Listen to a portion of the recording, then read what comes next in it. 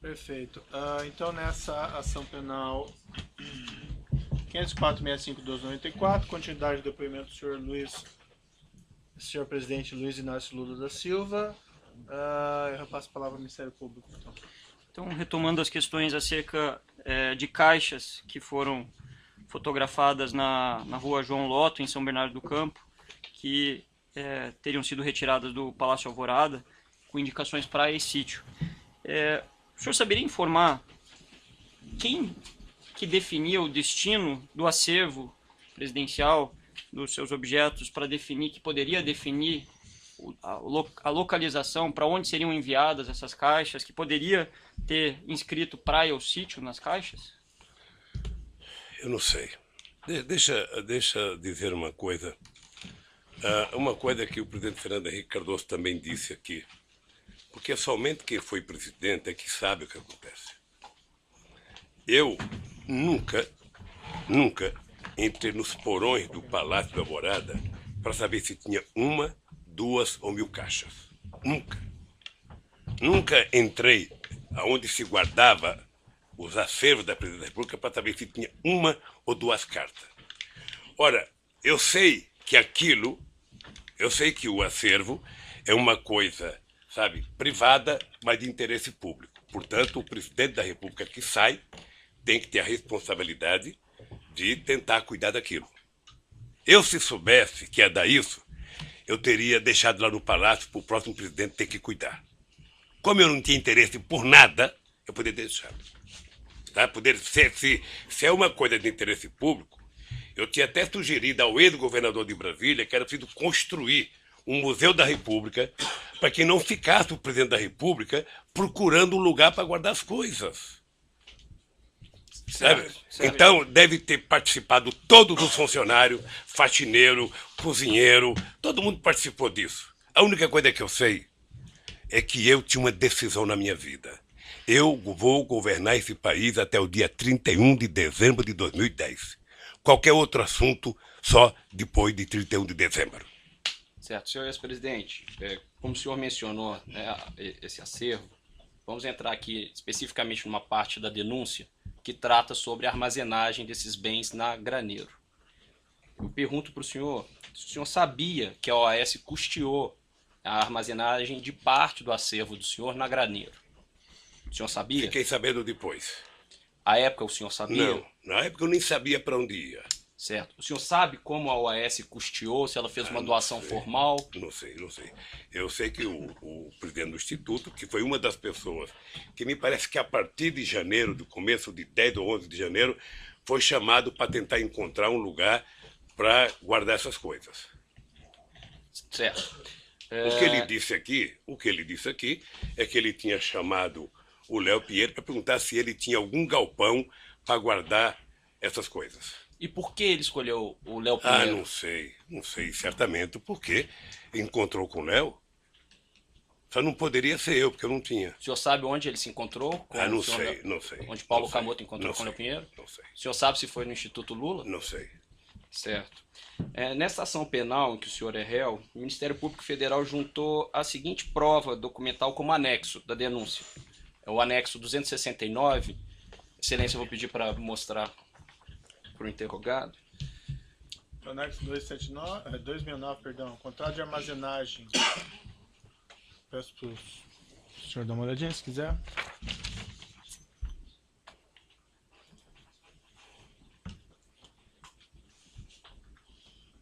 Se o senhor puder, por gentileza, observar o objeto desse contrato.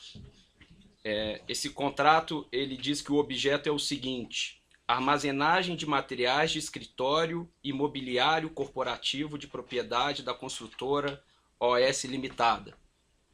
Considerando que os bens armazenados na Graneiro eram parte do acervo do senhor e não material da OAS, o senhor sabe por qual motivo consta do contrato referência à armazenagem de materiais de escritório e mobiliário corporativo de propriedade da construtora OAS? Pelo que eu já ouvi em depoimentos aqui, é que a OAS mantinha uma reserva na Graneiro para cuidar das coisas dela. E essa reserva da OAS era mantida por esse contrato? Não sei, era para cuidar das coisas da OAS. O senhor sabe se Se esse ele- contrato não abrangia não o sei. material da OAS também ou apenas o material do Não, senhor? O pelo senhor que eu tem vi de conhecimento? depoimento aqui, a origem desse espaço da OAS era para guardar as coisas delas. É isso que o senhor sabe. até- Agora, desculpe lhe interromper, mas só para ser mais claro na pergunta, para facilitar até a resposta do senhor. O senhor sabe se esse contrato específico abarcava realmente material da OAS ou era Não apenas sei, material não do sei. acervo do senhor? Não sei. Certo. Nessa época em que o contrato foi iniciado, aqui consta a data, janeiro de 2011, o Instituto Lula tinha capacidade financeira para custear essa armazenagem? Não existia Instituto Lula. Não existia Instituto Lula. Não existia? Não existia. Eu tomei a decisão de voltar para um lugar que era chamado Instituto Cidadania, que foi criado em 1992. E porque eu também tomei uma decisão na vida. Havia muitas críticas que o presidente Fernando Henrique Cardoso tinha feito jantar enquanto era presidente para arrecadar fundo para fazer o instituto dele. Então, eu tomei a decisão de que, enquanto eu fosse presidente da República, eu não discutiria absolutamente nada, sabe, da minha vida depois da presidente da República. Por isso eu decidi votar para o Instituto Cidadania. Tá? Em função disso, nós não tínhamos dinheiro, porque não tínhamos nem começado a pensar em fazer arrecadação. É por isso que eu acho que foi conversado com o Léo Pinheiro. Certo. No entanto, senhor ex-presidente, também nessa ação penal em que o senhor é réu, o Ministério Público Federal juntou a seguinte prova documental que consta como anexo 182 da denúncia. É uma informação elaborada pela Receita Federal do Brasil, que diz que neste ano mesmo de 2011, o Instituto Lula recebeu mais de 2,5 milhões de reais e seguiu recebendo em 2011 e 2014 valores que ultrapassaram os 34 milhões de reais. Eu pergunto para o senhor, por qual motivo, então, mesmo em 2011, o Instituto Lula não arcou com essa despesa de armazenagem? Não sei, deixa eu lhe falar uma coisa. O Instituto Lula não existia. Levou meses para a gente decidir criar o Instituto Lula. Eu, na verdade, queria criar uma coisa chamada Memorial da Democracia. Uma sugestão de um companheiro ministro meu. Que era uma coisa para ser... Aliás, chegamos a discutir, pensar em fazer um projeto de lei para que uma universidade federal assumisse os projetos dos presidentes da República. O meu sonho era fazer um memorial em que a gente pudesse contar a história popular deste país, a história que muitas vezes não é contada pelos livros, porque muitas vezes a história no Brasil é contada pelos vencedores. Os derrotados não participam da história. Tá? E isso depois que nós deixamos a presidência da República. O Instituto Cidadania, eu não sou tesoureiro do Instituto Cidadania, não sou diretor do Instituto Cidadania. O Paulo Camoto esteve aqui prestando depoimento sobre o acervo. Vocês poderiam ter perguntado para o companheiro Paulo Camoto. Certo. Seguindo aqui, senhor ex-presidente, além do Instituto Lula, o senhor é sócio da empresa Lius Palestras, Eventos e sou sócio da Publicações? empresa. Certo. O senhor recebeu recursos da Lius suficientes para custear essa armazenagem de bens que foi paga pela OAS? Não, no começo não. Certo.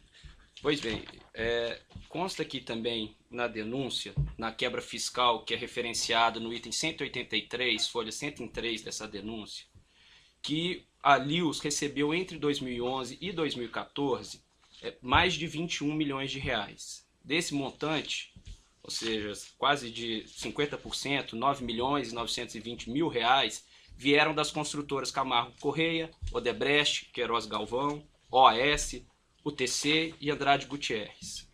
E que entre 2011 e 2014, o lucro distribuído ao senhor foi de R$ 7.589.936,14. Por que o senhor, ao longo desse período, não usou esses R$ 7.500.000 recebidos da Lius para pagar essas parcelas de cerca de R$ 20 mil mensais pagas pela OAS? Era porque talvez todo mundo achasse que tivesse certo e que não era preciso. Eu, na verdade, retirei... O senhor achava que estava certo? Não, eu não...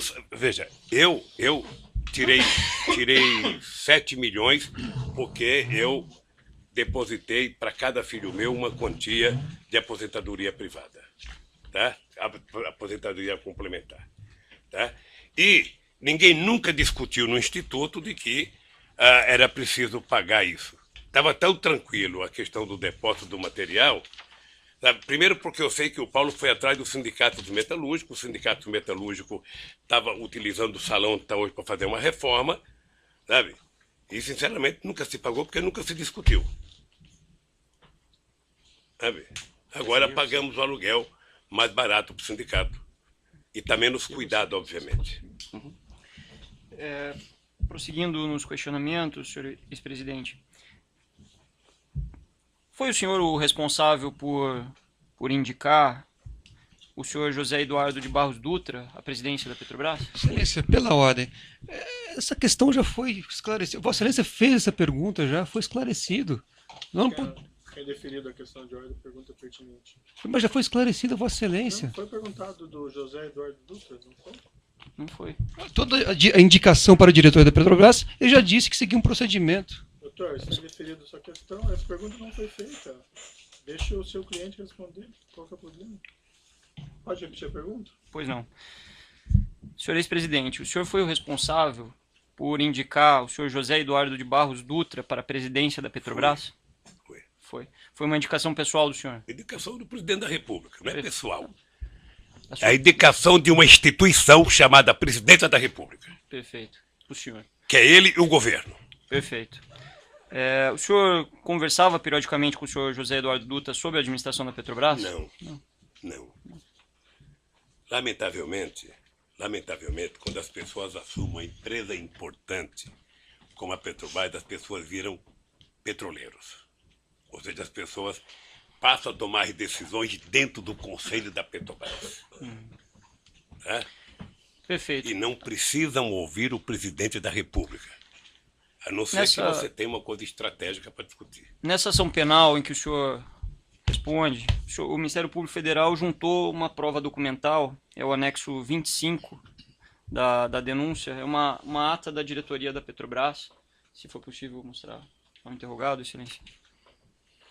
Tá onde isso? Na denúncia, anexo 25. Tá, denúncia anexo 25, extrato de ata, Petrobras, enfim. Eu poderia ler, eu confio em você se quiser ler. Se o Não senhor tem problema. Perfeito, o senhor fique à vontade se quiser ler, é só para lhe dar suporte, se for do seu interesse ou da sua defesa. Nessa ata de 14 de maio de 2004, consta o seguinte: o conselheiro e presidente da Petrobras, José Eduardo de Barros Dutra, nos termos do Estatuto Social, submete ao Conselho de Administração proposta de substituição do diretor de abastecimento da companhia, analista de comércio e suprimento sênior Rogério Almeida Manso da Costa Reis, indicando para o cargo o engenheiro de equipamento sênior Paulo Roberto Costa. É objeto da acusação, dessa ação penal, uma discussão sobre a substituição justamente do Rogério Manso pelo senhor Paulo Roberto Costa. Eu pergunto ao senhor, quem passou o nome do Paulo Roberto Costa para o senhor José Eduardo Dutra para indicá-lo à diretoria da Petrobras? Isso passou pelo senhor? Só respirar aqui para não... Eu já respondi umas 3 vezes. Deixa eu lhe falar uma coisa. O nome do Paulo Roberto Costa passou pelo crivo que passa todos os diretores principais da Petrobras. É uma indicação que vem dos partidos aliados, que vem dos ministros, que vem das bancadas, passa pelo GSI, que faz a investigação se o nome tem alguma coisa contra, passa para a Casa Civil, que vem para mim e que eu mando para o Conselho da Petrobras. O Zé Eduardo Dutra, como presidente da Petrobras, deve ter submetido ao Conselho. Sim, mas a pergunta é mais específica, se me permite, com todo respeito. Se o senhor não sabe, o senhor pode dizer que não sabe. Não tem problema. Especificamente, o senhor anuiu com essa nomeação, participou dessa nomeação, porque a instrução aqui, o que está aventado, o que... Não, mas aí, doutor, também vou fazer uma retificação, porque realmente isso aí eu já perguntei daí do Paulo Roberto Costa, especificamente. A não ser que tenha alguma circunstância mais específica. A questão era só se ele conversou com o senhor José Eduardo de Barros Dutra e solicitou essa nomeação ou a anuência do senhor José de Barros Dutra para a substituição do Manso pelo Paulo Roberto Costa. Doutor Procurador, eu quero lhe ajudar a cumprir com a sua obrigação. mas eu sou obrigado a repetir o mesmo que eu já disse. Sabe? Não precisa conversa com o presidente da Petrobras. Ao passar pelo roteiro que eu disse, como é que se indica as pessoas, isso vai ao Conselho da Petrobras. E o presidente da Petrobras é membro do Conselho, e ele é o presidente da Petrobras. Ele submete ao Conselho. Perfeito. Mas a pergunta, desculpe, senhor presidente, intervir. A pergunta é objetiva. Assim, o senhor conversou com o José Eduardo Não. sobre a nomeação Não. do Paulo Alberto Costa? Não. Perfeito. A gente não precisa ver todas as perguntas como sendo ofensivas, perguntar sim? certo? É uma pergunta, o senhor responde sim ou não. Nessa ação penal que o senhor é réu, também o Ministério Público Federal juntou a seguinte prova documental. No anexo 134 da denúncia, é uma tabela, se for possível mostrar ele, excelente. No anexo 134 da denúncia, então mostrar essa tabela ao senhor O ex-presidente. que é a tabela? Essa tabela, senhor ex-presidente, é uma tabela que foi fornecida pelo ex-gerente executivo da Diretoria de Serviços da Petrobras, senhor Pedro Barusco, e que contempla uma série de obras da Petrobras nas linhas, se o senhor reparar, e também consta numa coluna percentuais de propinas, percentuais de vantagens indevidas. Se o senhor pode notar nessa planilha que há uma menção ali na coluna casa ou parte. Só pela ordem, a planilha não consta a palavra propina. Então eu gostaria de que Vossa Excelência ou reformulasse a questão ou fosse fidedigno ao documento, que não Eu não consta. falei que a planilha constasse a palavra propina. Então é senhor. juízo de valor de Vossa Excelência. Perfeito. Então, Isso foi dito pelo próprio autor da planilha. certo. Então é que foi dito que haveria uma coluna de propina. Então é preciso esclarecer. Não consta nesse documento referência à palavra propina. Perfeito.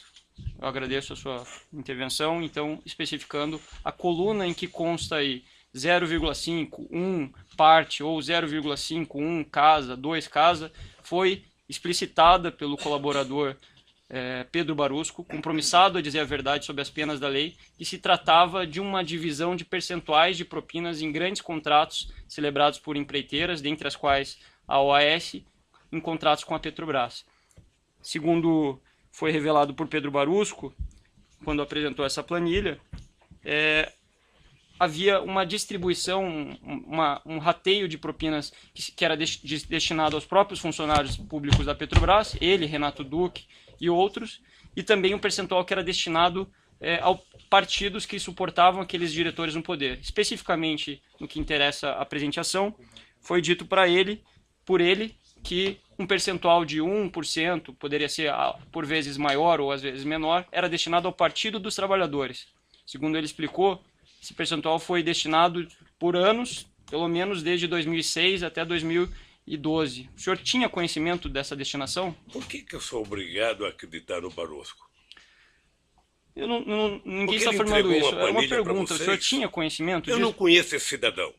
Nunca vi esse cidadão. O senhor Pedro Barusco, no ambiente, em decorrência do seu acordo de colaboração, ele não só afirmou isso, como restituiu a parte que lhe cabia, que era um percentual dessas propinas, conforme o relato por ele apresentado.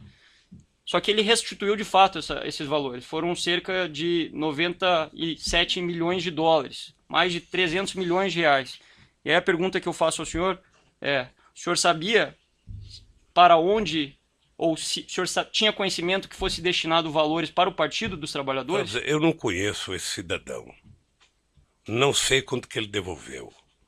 Não sei se ele distribuía dinheiro para o PT ou para alguém. Ele é que falou. Ele é que sabe. Então, o senhor não tem conhecimento da distribuição de valores para o Não PT? tenho conhecimento. O senhor falou que... Veja, deixa eu lhe falar uma coisa, doutor, para ficar muito certo. Se em algum momento um dos 204 milhões de brasileiros chegasse para o presidente da República e dissesse que tem um esquema de propina na Petrobras, seria mandado embora a diretoria inteira da Petrobras. Perfeito, mas aqui a gente está analisando fatos concretos. O fato concreto Perfeito. Ele tá informando de uma, qual era o procedimento dele. de uma ficha que só vocês têm e o Barosco que praticou que sabe. Os 97 milhões de reais que ele restituiu O senhor não sabe se foi destinado um valor igual ou maior, como ele colocou, ao Partido dos Trabalhadores? Só ele pode saber. Seguindo aqui, então,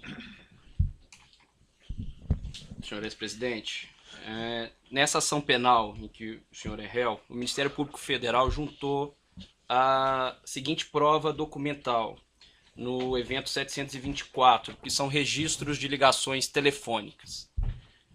Constam nesses registros registros telefônicos que o senhor Léo Pinheiro fez em 2013 e 2014 para o segurança do senhor, o senhor Valmir Moraes. Pergunto para o senhor se o senhor tem conhecimento se quando Léo Pinheiro fez esses registros, ou essas ligações aconteceram entre Léo Pinheiro e Valmir Moraes, a intenção de Léo Pinheiro era falar com Valmir Moraes ou com o senhor? Certamente que era comigo. Certo. Além desses registros telefônicos, o Ministério Público Federal juntou também como prova documental marcações de encontro entre o senhor e o senhor Léo Pinheiro no Instituto Lula, dentre outros lugares, que constam nesse evento 724. Eu tenho a relação aqui para o senhor, se o senhor quiser dar uma olhada, eu acho que será pertinente para o senhor acompanhar as perguntas que eu vou fazer em seguida para o senhor. Mostrado aqui ao o anexo... senhor ex-presidente, anexo 27 do evento 724. Isso, e seguirá, senhor ex-presidente. Existem outros anexos aí que também foram juntados como provas documentais no evento 724 dessa ação penal. Se o senhor puder ficar nesse primeiro ainda, que é o primeiro que eu vou lhe fazer a pergunta. Consta nesse registro um encontro entre o senhor e o senhor Léo Pinheiro na data de 6 de junho de 2013. O senhor se recorda de ter encontrado com o Léo Pinheiro nessa data? Então não é o primeiro que eu recebi.